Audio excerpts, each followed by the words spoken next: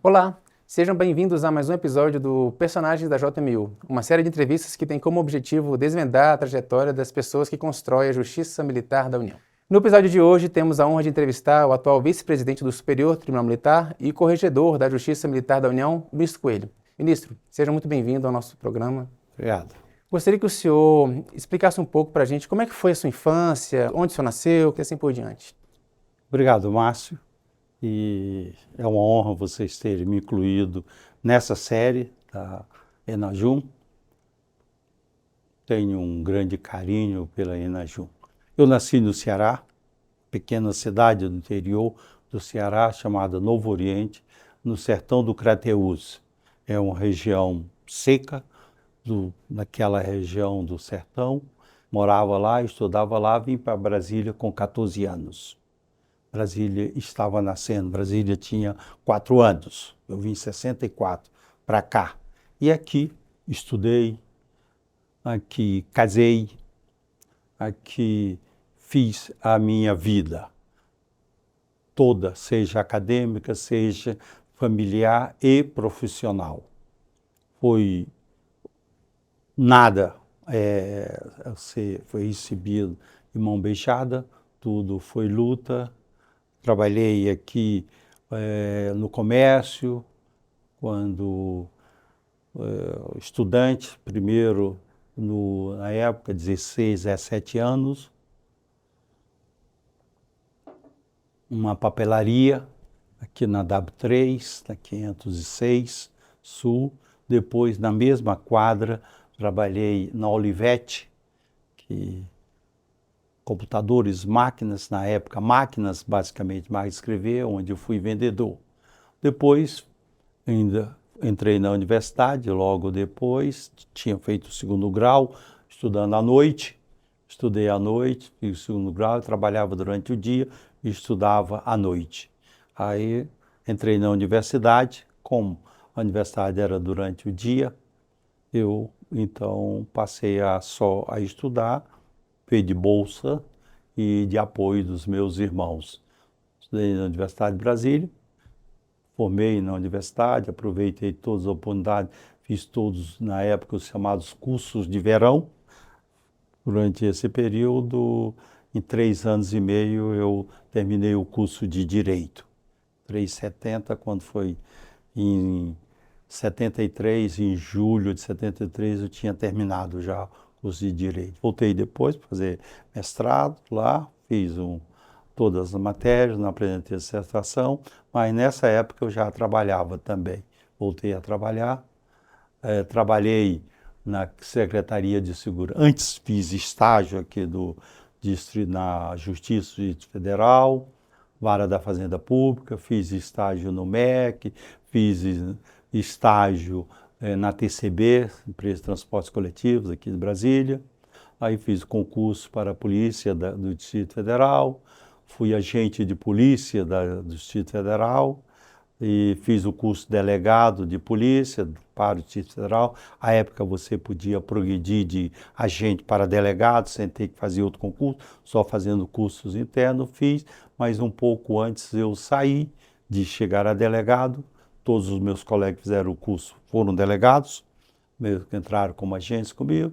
E eu saí, entrei na UNB, fazer o mestrado, depois, anos depois, fiz o concurso para assistente jurídico do DASP, casei, depois fiz um concurso para procurador do Banco Central e fiquei no DASP 1 ano e pouco, no Banco Central quase 25 anos, foi questão de 2 meses, seriam 24 anos e 10 meses que fiquei no Banco Central, fui para o tribunal, onde eu já estou há 22 anos completos. Completei na semana passada, dia 11 de setembro, uma data importante mundialmente, e estou aqui no tribunal, 22 anos, também tentando entender as coisas aqui, diferentes das coisas do Poder Executivo, do jeito de ser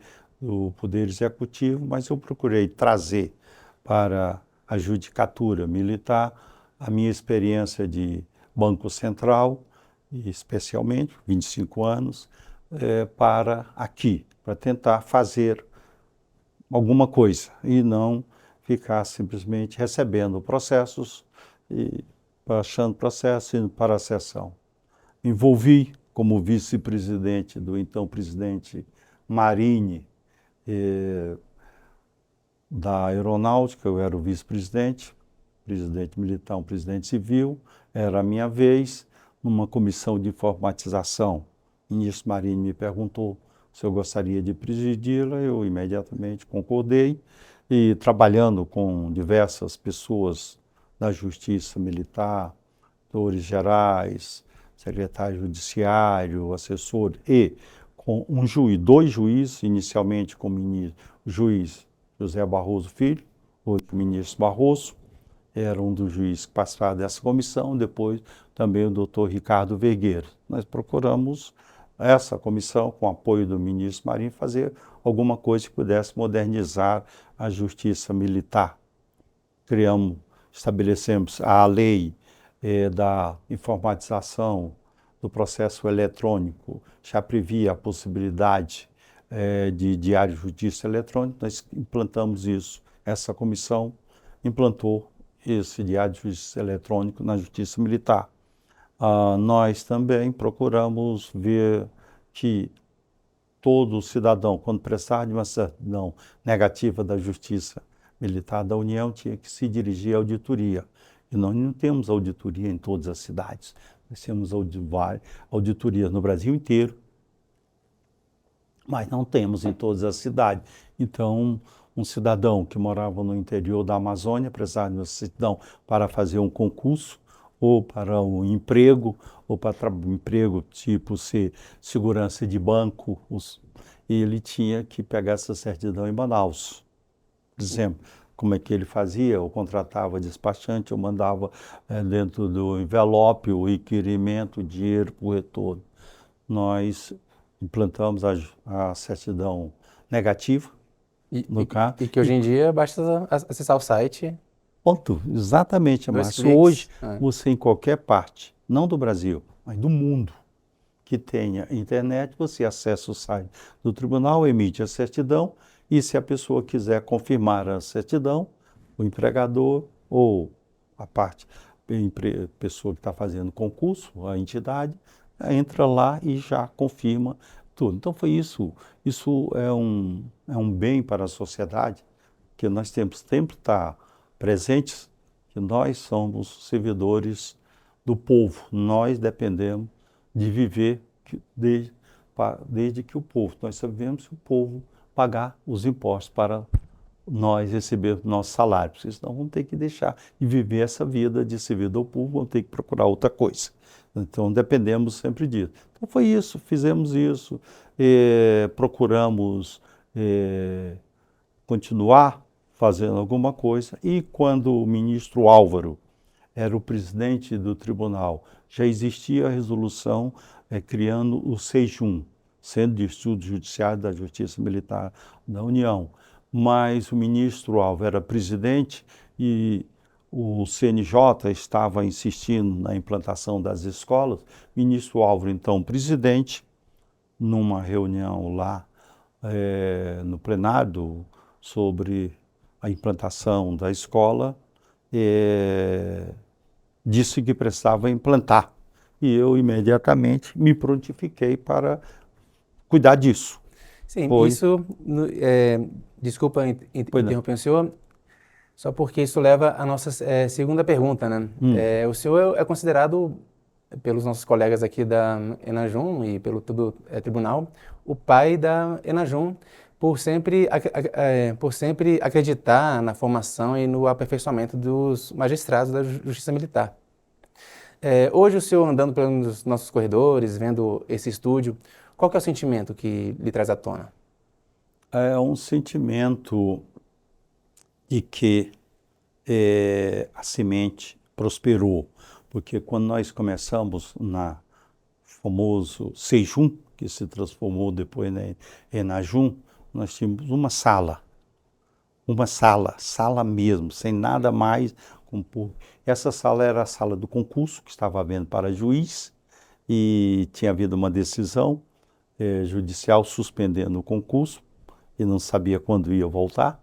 Aí eu conversei com o ministro Olímpio, que era o presidente da comissão do concurso, e disse: Olímpio, essa sala você não sabe quando vai começar, você podia cedê-la para a gente começar o Sejum. Está bom, Coelho. Aí ele cedeu. Depois disso, dessa sala, então nós começamos nessa sala. Você veja o que está hoje e o que se começou. Era uma sala pequena. Depois dessa sala, a gente conseguiu mais algumas salas e depois fomos expandindo e depois fomos tentando, porque ter sala é bom, é ótimo, você precisa ter servidor.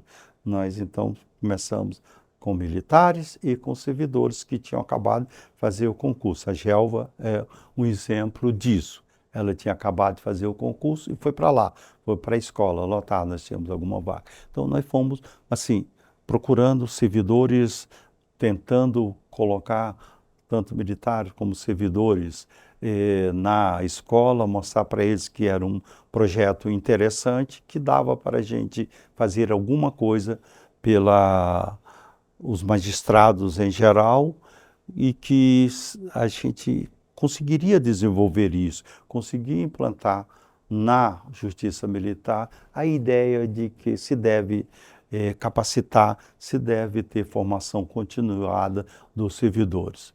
E pouco tempo depois também, com esse esforço, o próprio CNJ exigiu que todos os concursos, e eu logo depois daquilo da escola, eu também fazia parte da banca do concurso também, do primeiro e depois do segundo concurso, como presidente, e exigiu que se fizesse curso de formação. Então nós precisávamos desenvolver alguma coisa na escola e ter essa possibilidade de fazer curso de formação. Nós fizemos o primeiro curso de formação ainda como Sejum, né?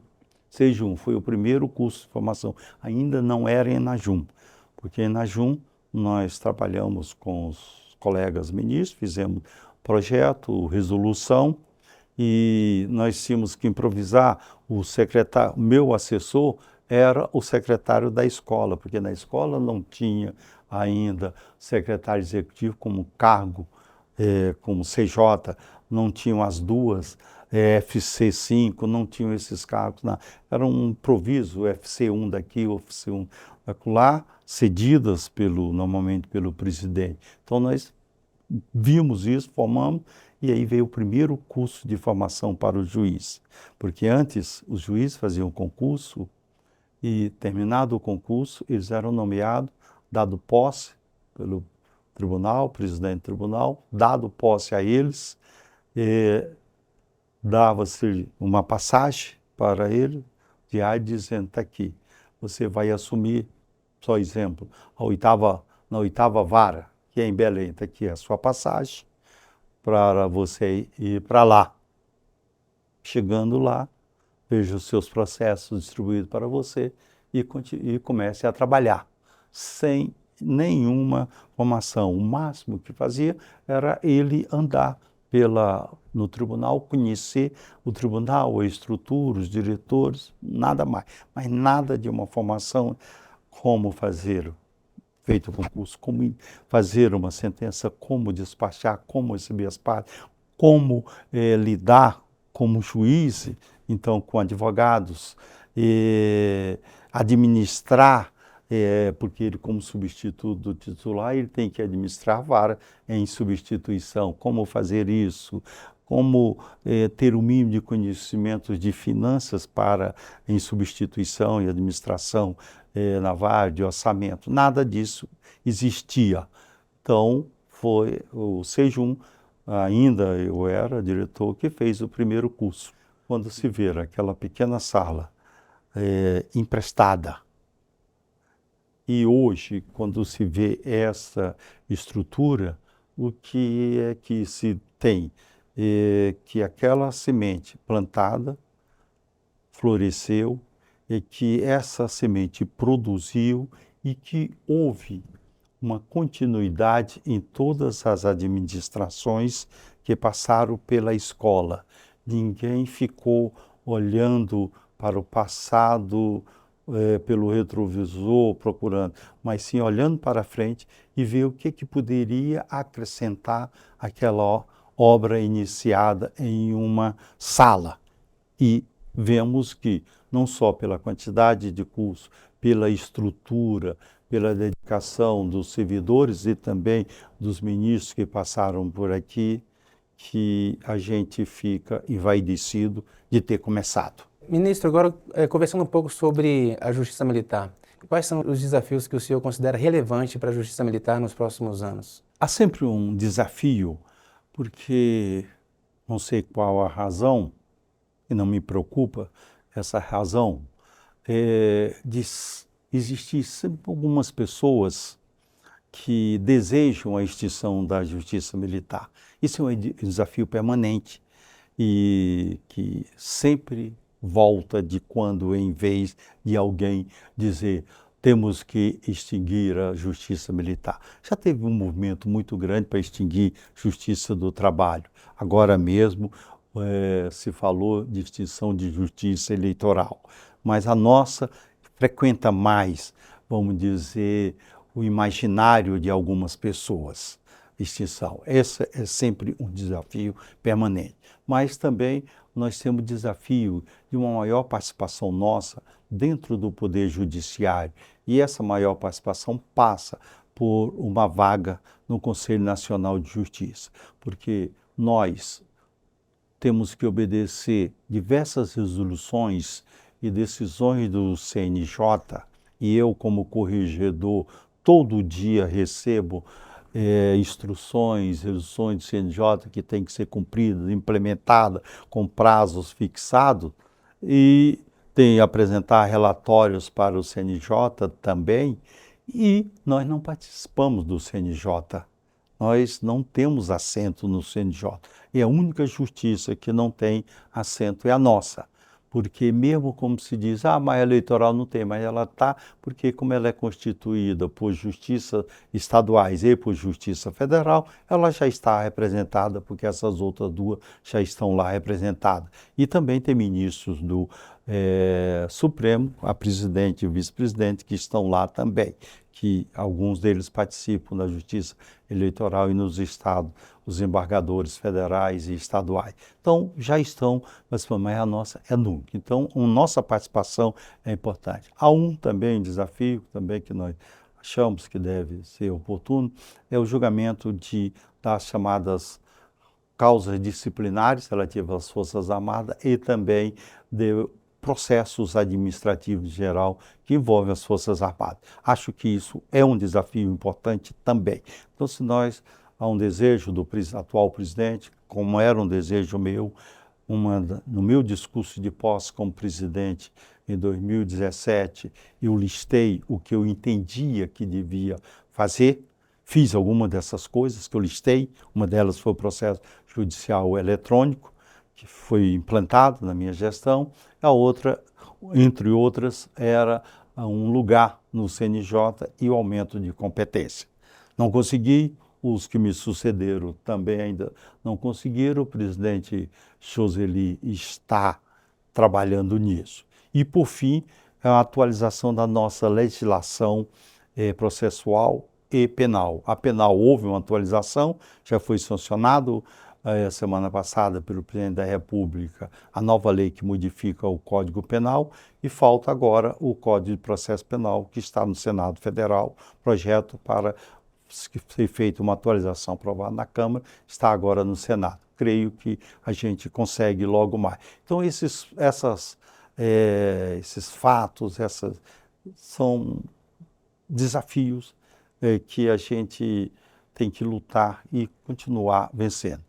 Outro desafio que eu vejo também, aqui já é muito na escola, é a compreensão que nós devemos, a cada dia, cultivar e insistir nisso, é que devemos dar mais e mais papel relevante à escola para que nós tenhamos juízes o mais qualificados possível e atualizados. Mas deixa eu te dizer uma coisa interessante. Já fui presidente, já tinha sido vice-presidente e agora sou vice-presidente de novo, como você falou, e corregedor. Você disse no início, corregedor. Essa de corregedoria, Márcio, é uma novidade, porque quando eu era presidente, no final, em 2018, foi aprovado uma lei modificando a 8.457, que é a lei orgânica nossa. E nessa oportunidade, puseram lá que o vice-presidente seria também corregedor. Por isso que você falou vice-presidente e corregedor, porque o vice-presidente é sempre corregedor.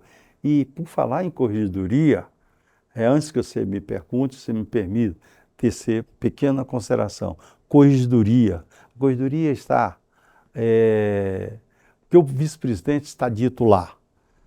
Substituir o presidente nos seus faltas, ausências, impedimentos. Ou, de acordo com o presidente, exercer outras funções delegadas pelo presidente.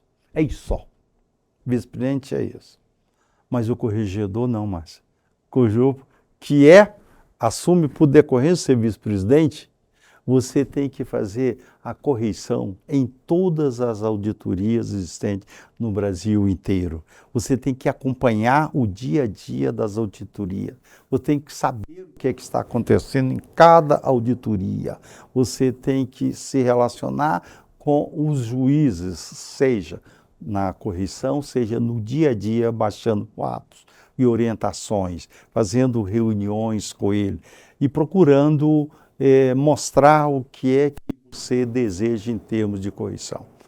Por exemplo, nessas correções, que nós temos sempre uma visão de correção de que você vai lá para punir, encontrar algum mal feito, algum erro. E eu tenho procurado evitar essa noção e tenho procurado, nessa função de corregedor, relacionarmos o máximo possível com os juízes e com os servidores das auditorias. E também mostrar caminhos para o trabalho da auditoria do juiz. E não procurar defeitos. Mostrar caminhos, instruir, fiscalizar de vez em quando você manda fazer uma orientação, tem que procurar ver o que está acontecendo. Mas, antes de tudo, conversar. E eu estabeleci lá na auditoria que conversar, viver é preciso, mas conversar é sobreviver. Perfeito. Bom, estamos chegando ao fim de mais um episódio do Personagens da J1000, mas antes eu gostaria de propor ao senhor uma dinâmica. Se o senhor pudesse escrever uma frase em um grande outdoor onde todo mundo pudesse ler essa frase, que frase seria? Eu penso em duas fases. Conhecimento não ocupa espaço. Então a escola pode pôr mais e mais conhecimentos para os nossos juízes, servidores em geral, que ela vai fazer muito bem e vai estar desenvolvendo esse pessoal todo. Bom, e com essa frase então encerramos mais um episódio do Personagem da J1000. Se você tem interesse em acompanhar o nosso projeto, siga a Enajum no Instagram, EnajumJ1000. Muito obrigado, ministro, foi um prazer conhecer sua história. Obrigado a vocês e parabéns a todos vocês, a escola em geral, ao diretor, vice-diretor e todos que tiveram essa ideia e aos servidores da escola, que tenho muito carinho por todos. Até a próxima. Até a próxima.